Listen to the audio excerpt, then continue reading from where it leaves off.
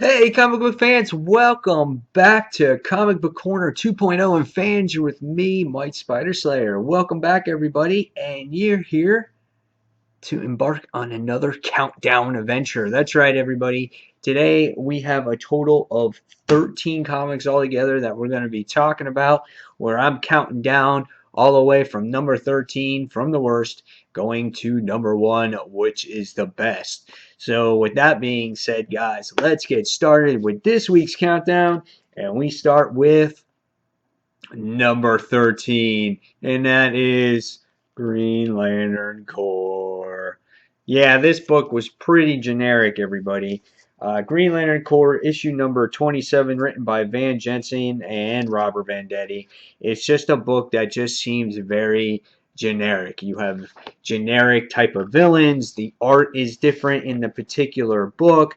You have the Green Lantern Corps trying to find out who destroyed the sector houses, and you got John Stewart, who's just a little baby, and sitting there going, "Oh, don't know fatality. I love her," and I can't stand it. It's driving me crazy. I'm very upset about it. Again, very generic type of issue that's got a bunch of miscellaneous villains in here fighting each other for what reason you don't even know for 3 pages. And then in a couple other pages, you got, in case you didn't read the regular Green Lantern story, you have the recap of what Hal Jordan said for another 2.5 pages about how the Green Lantern Corps is going to take over the universe, and we're going to arrest you and do this and that. And you got these two alien races that are trying to combine teams to take out the Green Lantern Corps. So yes, this was my least favorite book of the week, and I have to give it a 2.5 out of 5. Just felt like we don't know what to write, so we're just gonna have a bunch of generic guys just take over the universe. Yeah. So I was gracious. I gave it a 2.5 out of 5. It's really less than that, I think. But next we go on to number 12. And number 12 is All New X-Men, issue number 21. I am not a fan of what are they, the purists or whatever they called. This whole guy that is, I'm God, and God doesn't believe in mutants and things of that nature. And I didn't like it at all. The Purifiers, that's what they're called. In the beginning of the issue, you get this flashback of Reverend Stryker and what he believes and whatnot. And, AIM comes to the rescue and tries to save his son, and his son has these powers, and he tries to take out the young X-Men, but you can't take out the young X-Men because if you destroy him, there's going to be this butterfly effect or this bad thing that happens in the space-time continuum. Laura is being held hostage, and they kind of find out what's going on with her. But there was nothing here that really captured me. I think the best thing that captured me was they showed a little panel here with her moments on Murder World from Avengers Arena. I thought that was the most entertaining thing. And then yet she gives Scott a hug at the end of the issue. And you get to see, because she's just completely lost it, and I think she feels she really needs somebody. And you get to see that here. That was like the only touching moment that I felt that was in the book. This was obviously a filler story for the Trials of Jean Grey, and this book was average at best, and I'm giving this one a 3 out of 5. So next we move on, and we're going to move on to number 11. And number 11 was another X-Men book, and this was Amazing X-Men, issue number 3. And it says it, the beast is unleashed. Yeah! So obviously that is Hank McCoy on there. And he pretty much freaks out in the issue.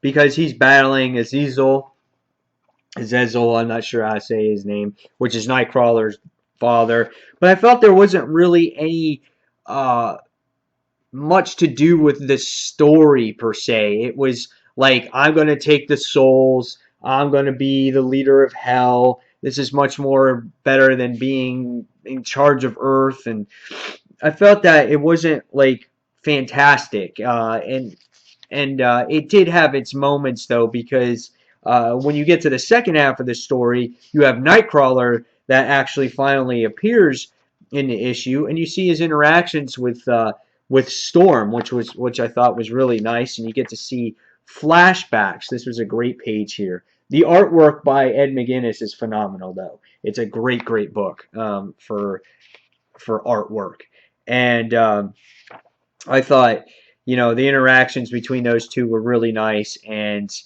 by the time they get to the other ship to come across Azazel, Hank McCoy comes out of the water and he's like a devil. He's like a blue devil. He's all freaked out and he's got a sword in his back. But I found a lot missing to this series so far. We were introduced, to Firestar and Iceman were in it, and you had all the other characters like North Star, and they were just totally missed in this issue. And it just focused heavily on Hank McCoy, which I don't know really why. And then you finally got some good moments in there with Storm and Nightcrawler. But besides those few moments, the issue was average at best for me. Great artwork is not always everything. It obviously has to be a great story. So I'm giving this one a 3 out of 5. So with that being said, we're going to move on, and we're going to move on to, I think we're on number 10. So we're in the top 10. And top 10 is a Forever Evil tie-in, and that is Justice League of America issue number 11. This cover was totally misleading. It says, "In the grip of Clayface." That has nothing to do with this book at all. You open it up, and it has a dialogue from Martian Manhunter and everything that he's went through with Stargirl, which was good. And most of the comics this week were pretty either a 3 or above, so nothing was really horrible. And then you open up with Martian Manhunter doing battle against Clayface, because they're in, I guess what it is, Gotham, and he's trying to escape. But he's getting all these visions and things like that Clayface is putting in his head, and he winds up escaping with Stargirl. Stargirl wanted to go rescue her family, but instead she felt, I couldn't leave John alone, so I'm going to have to go out there and help him. And she finds that she's a lot more stronger than him, absorbed more powers, and things like that when they got separated. Artwork is pretty solid in the issue. I do like it. At times, it felt a little sloppy or rushed. However, it wasn't a bad issue. It just was her going out, falling out of Gotham. Those two getting out of Gotham, which this was really cool. And Despero was actually, I guess, trying to play mind tricks on them or whatnot. And again, the goal is to try to find the Justice League, try to get the Firestorm Matrix to get all the other Justice League members out of there. But they always come across all these different types of obstacles like robots and whatnot, things like that. And by the time you get to the end of the issue, you see that Despero comes out of nowhere and just shoves Stargirl right into the bottomless ocean, and is basically trying to kill her. And then that's how the issue ends up. So this was a pretty good issue. I liked it. Wasn't the best issue I read all week, but it was solid. And I'm going to give this one a 3.5 out of 5 stars. So with that being said, we're going to move on now again to number 9. And number 9 was Cataclysm, the Ultimates, or it's the Cataclysm event, Ultimate Comics, the Ultimates, issue number 3. Now, this series has been like my second least favorite of the Cataclysm tie-ins, and it will remain to that after reading this. But it was pretty good. In the end, I thought there was no real reason for this actual event that is going on. We get to see MODOK. MODOK is in control of this technovirus, and he wants mankind to be the heralds of Galactus. And because of all these technovirus people that have been going on. They've been attracted to the floating city of tomorrow, and that city is this right here, if you can see that. You know, not the best artwork, a little heavy on inks. And we get to see this character. His name is Danny Ketch, and he does the narration in this book, and he tells you a little bit about himself, what he was. He was a murderer, and he wanted to make things right, and he teamed up with Nick Fury to do this mission and whatnot.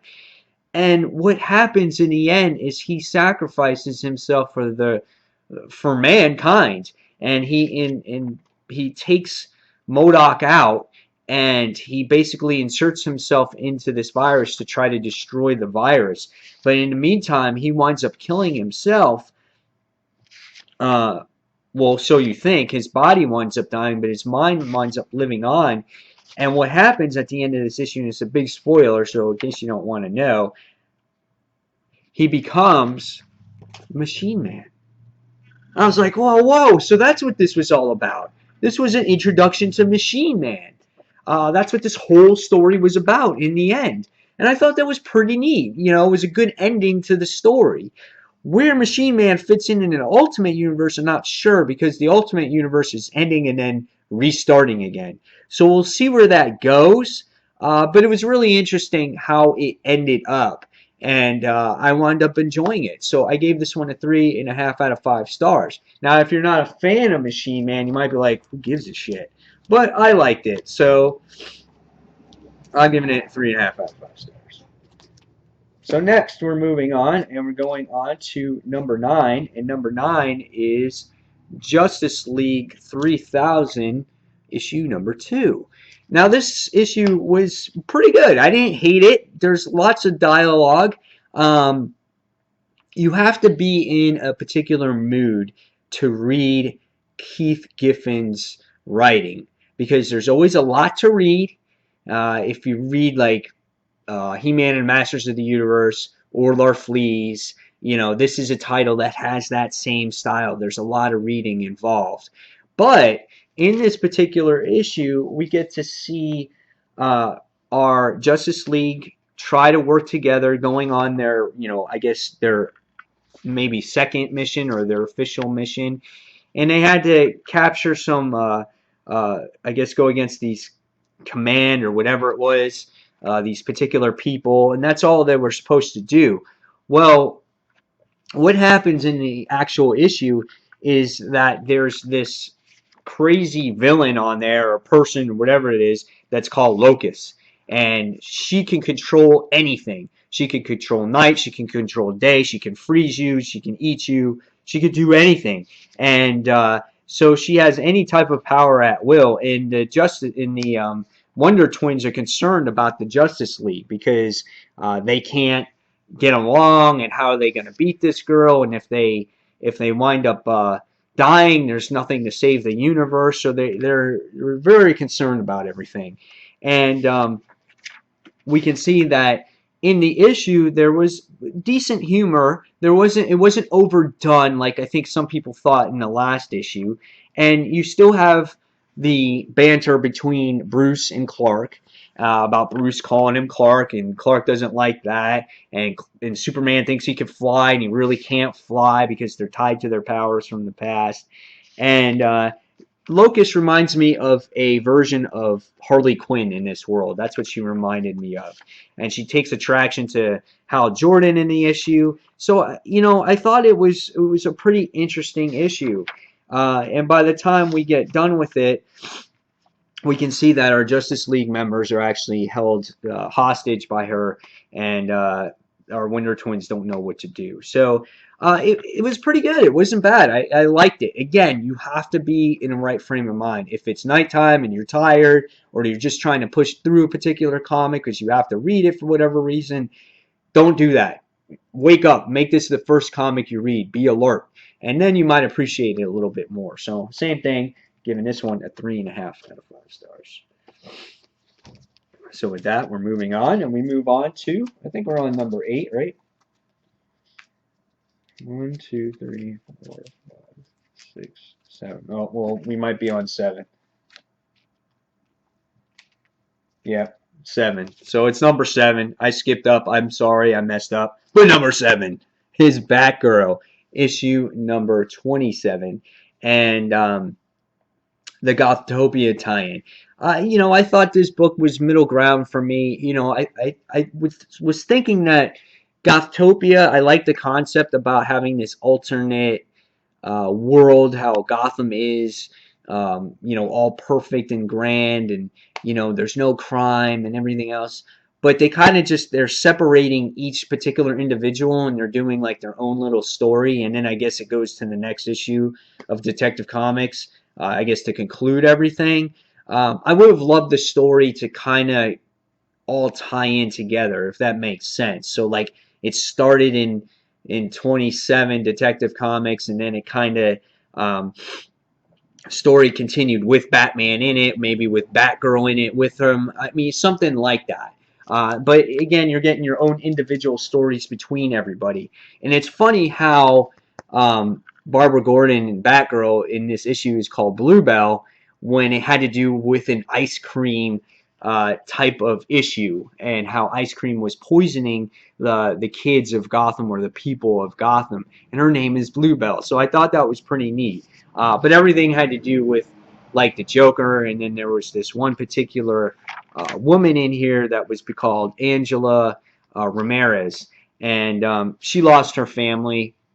She obviously sees what's going on in Gotham of what it really isn't, and it's caused her to basically poison the other kids with this whole ice cream ordeal. She dresses up in this like Joker mask, and she has a gun. And Bluebell, which is Batgirl, is trying to stop her and trying to stop all the other people from dying from eating or consuming this particular ice cream. This issue was solid. It was pretty good. Like I said, middle ground for me. I got an above average rating because it's a well told story. Love the cover here. So I'm going to give this one a 3.5 out of 5 stars. So next we're moving on, and we're going to go on to, making sure now. Yes, 6. So we're on 6. We're going on to the other Forever Evil tie-in, and that's Rogues Rebellion issue number 4. Now, our rogues seem to be getting stopped by every which way possible villain that there is in the DC universe at this time, because they're not willing to work with the crime syndicate. And this time, initially, they come across Clayface and Mr. Freeze. And, they got a bounty on their head, so you can see why. And all they're trying to get back to is Central City, to their leader, Glider. And, the book opens up with this Royal Flush Gang, and you're kind of like, okay, what's going on with them? What do they have to do with everything? But the whole issue was them trying to get away from Mr. Freeze and Clayface. And then you get the entire issue, the entire rest of the issue, them coming across a whole bunch of other guys, and they were called, what were they called? It was called Black Mask and his goon. So you got Heatwave and all the rest trying to go against him. Also in the issue, you have the Trickster who comes back, and he gets this armored car, and he comes to the rescue of our rogues, and they escape these bad guys, which I thought was pretty nice. But there's someone who sacrifices themselves for the team so they can get back to Central City. This was a fun issue. Trickster pulls out all the stops to get them to Central City, and then by the end of the issue, they come across more adversaries, and they call themselves the Royal Flush Gang, and you get to see that at the end of this issue. So that's how this continued. The last issue wasn't good because of Poison Ivy, and I just felt it lost its direction. This issue did a good job at bringing the series back to where it needed to go. It reminded its readers, okay, here's where we stand. This is what our rogues have to do, and this is what they stand for. They look out for each other. They help one another in desperate times, and that's why I really like this issue. So this one got a 3.5 out of 5 stars for me too. So next we're moving on, and we're going on to Top 5, number 5, and that was Nova issue number 12. This was just a fun issue. This was a issue that was very filler type of story, but yet it's good. Sam Alexander is a great character in the Marvel universe right now, and more characters are needed in Marvel, just like this character. He's positive, he's happy. This is what Marvel used to be. It wasn't used to be so dark, and Sam Alexander is the perfect character for this universe. Gregory Duggan is the writer, and Paco Medina is the actual artist here. And I think Paco Medina does a great job at the artwork in this series. It's always a delight to look at. Very enjoyable artwork. Love how he draws Sam Alexander. Love everybody in this book, and I love the interactions between the characters. In this issue, we get to see Nova. He finds out that there's all these dead Nova Corps members. That's what their helmets were, and he comes across this like bounty hunter that actually collected the helmets, but this bounty hunter like kicks him out because he's like, dude, you're not even worth it. You're not even worth it to me. It's got to be a sport. So he kicks him out, and this just seemed like the perfect day. Everything just worked out for Sam Alexander. In an issue, he comes across this huge Nova ship, and it was like, okay, what makes you think this is a Nova ship? Oh, gee, it's yellow and it's got the big star on the thing.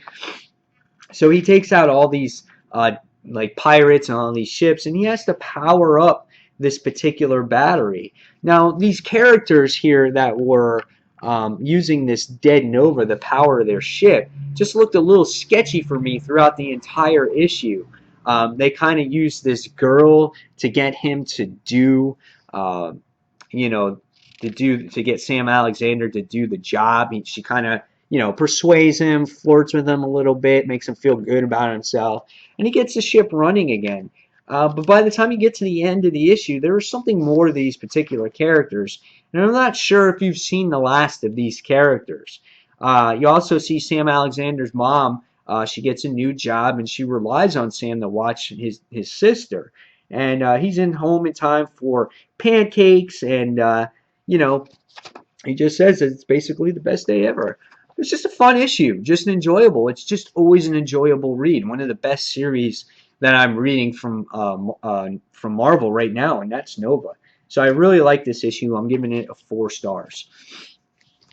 So moving on, we're going on to our top 4, and our number 4 is Deadpool the Gauntlet issue number 1.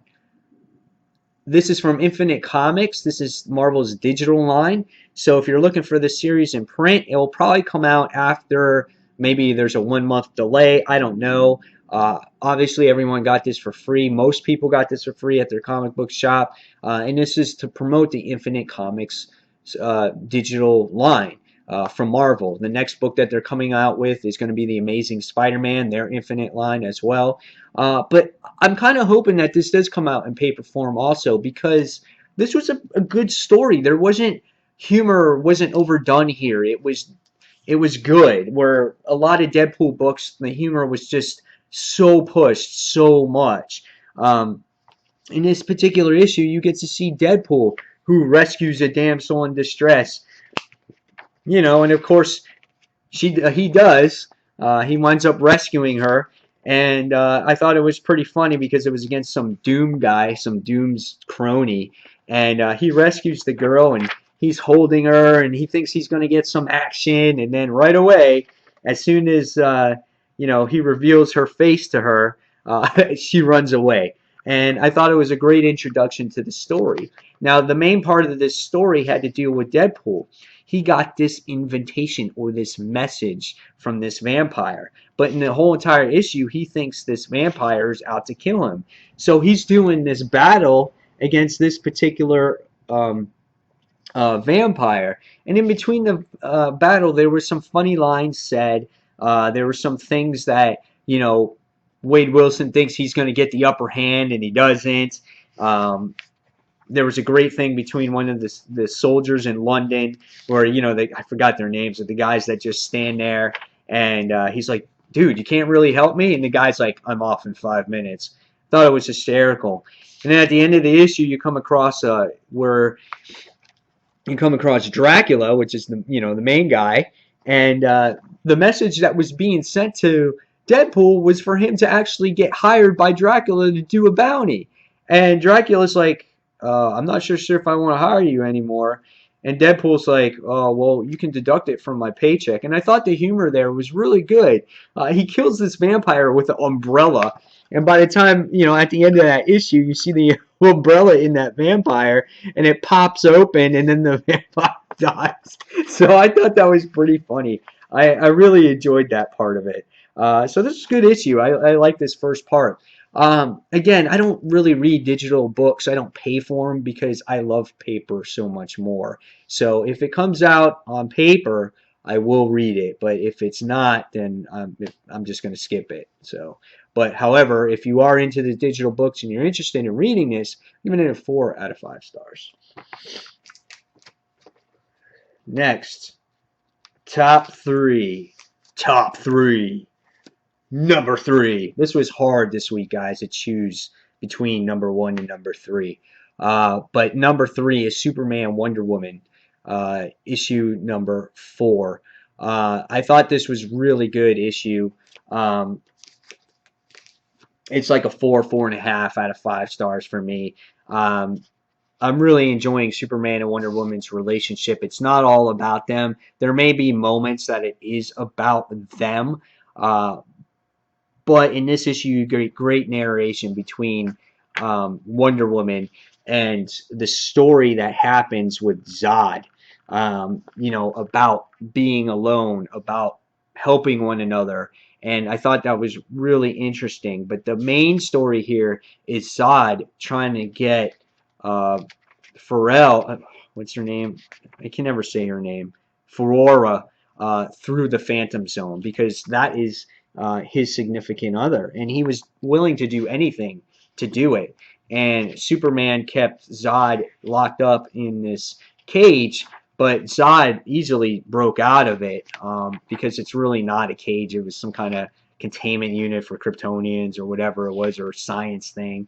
And but he did some battle against Superman in this issue, and to release Ferrora, which I thought was interesting. And you still don't know the main game here between Zod and Ferrora, what they're going to do while they're on Earth, and what Clark is going to do.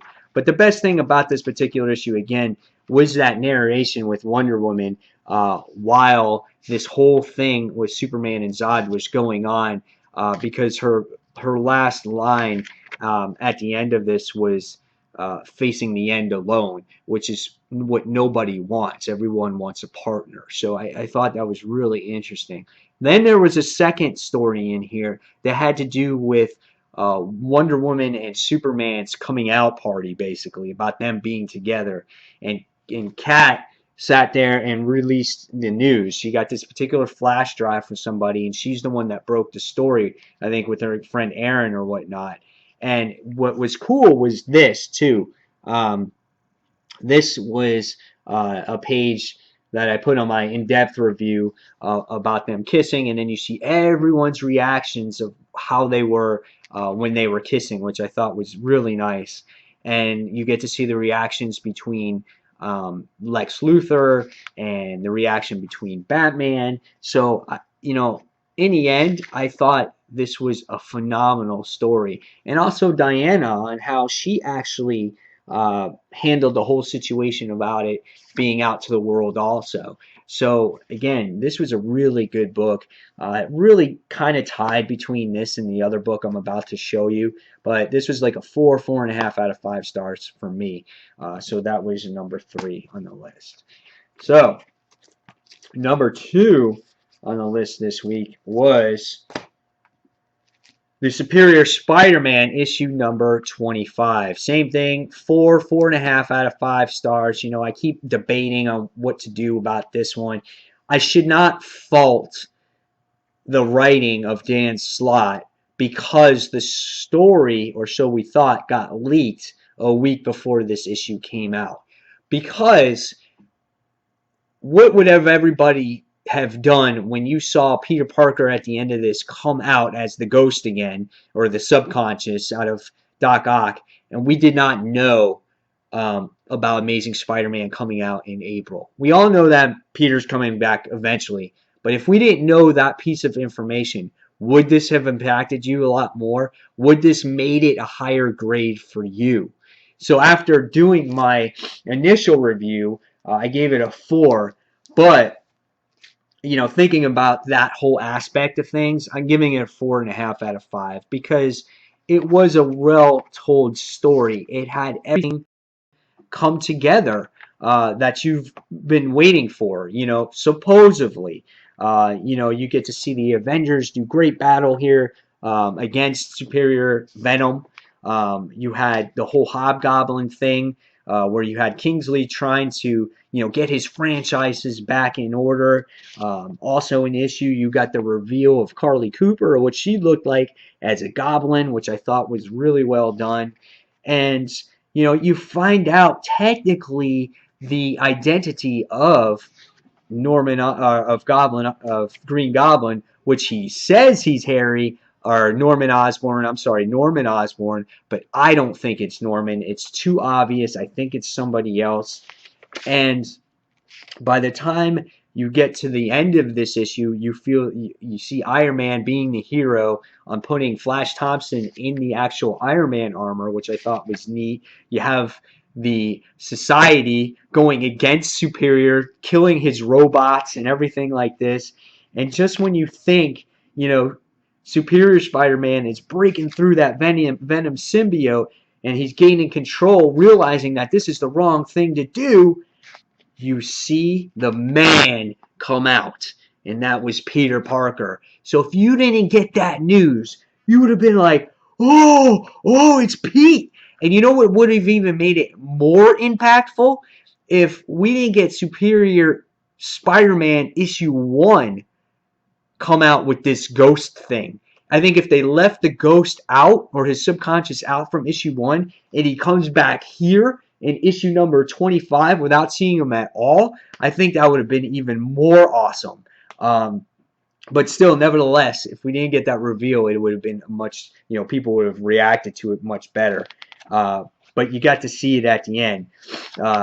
Mary Jane, of course, is naive, I think, in the end of this issue again. But overall, this was a solid issue, and I'm giving it a 4.5 out of 5 stars. That will be my final grade. So, what is number 1 this week? The number 1 comic book of the week goes to... Are you ready for this? Daredevil, issue number 35. That's right. One issue before the conclusion to this series, just to start it over again the month after. I understand why. I guess they're doing it because this is concluding this whole story, and what happens at the end of this issue was awesome. Daredevil has been a great series. Mark Waid's done a phenomenal job, and Sam Neill with the artwork is done just as good. These two as a team can never be separated from this book, because if they are, the series won't function the same, and I probably won't read it because I never read Daredevil before this. So the book opens up phenomenally because you get the phone call that something was wrong with Foggy, and right away you sit there and you see this big one-page spread, Foggy, and you can feel right away the passion that is felt for Foggy. I thought that was really awesome. So Matt Murdock goes in there and he's trying to save Foggy or whatnot, and we get to see the Serpent Society again involved in everything, and they basically hold it over Matt Murdock's head, saying, "You're going to trial this case, or we're going to reveal you. We're going to expose you, and we're going to let all your darkest and deepest secrets out there." And there's no choice. So Matt Murdock has to make a decision to take this case. In the meantime, though, just before Foggy dies, they actually helped Foggy with this special treatment. So it's two birds. You know, you got to sit there and you got to think about it real hard. Am I going to take this case? Because everyone in the world is going to know who I am. So what was cool in this issue is that you get to see great interactions between Elektra and Daredevil in this issue, and she helps make a decision for Daredevil on what to do. And she says, "Never be predictable. You know, don't be black and white. You know," and it was pretty awesome. Uh, and by the time we get to the end of the issue, you get to see Daredevil, or Matt Murdock at this point, takes the case. He does the representation with Kirsten McDuffie, and he sits there and he goes, he doesn't want to go right to opening statements, and he sits there and he goes, "Will you state your name?" Kirsten goes, "Will you state your name for the record?" "Absolutely," he says. He goes, "My name is Daredevil." And it says "to be concluded," and you're like, "Oh damn, it's gonna end just like that." I was like, "Oh, that is great stuff like that." What a story, man. Just ended up. When you go like 2 issues ago when it had to do with these werewolves and Frankensteins and all that other crap, and then you get to this? This is what Daredevil's about right here, man. This was the shit. I love this book. 5 stars, guys. 5 stars for that book. And that concludes this week's countdown. Guys, I hope you enjoyed. You've seen the worst. You've seen the best. And this concludes this week's countdown. And guys, as always, thank you for watching Comic Book Corner 2.0. And until the next comic book review, this is Mike Spider Slayer signing off. Thanks for watching, everyone. See you soon. Bye.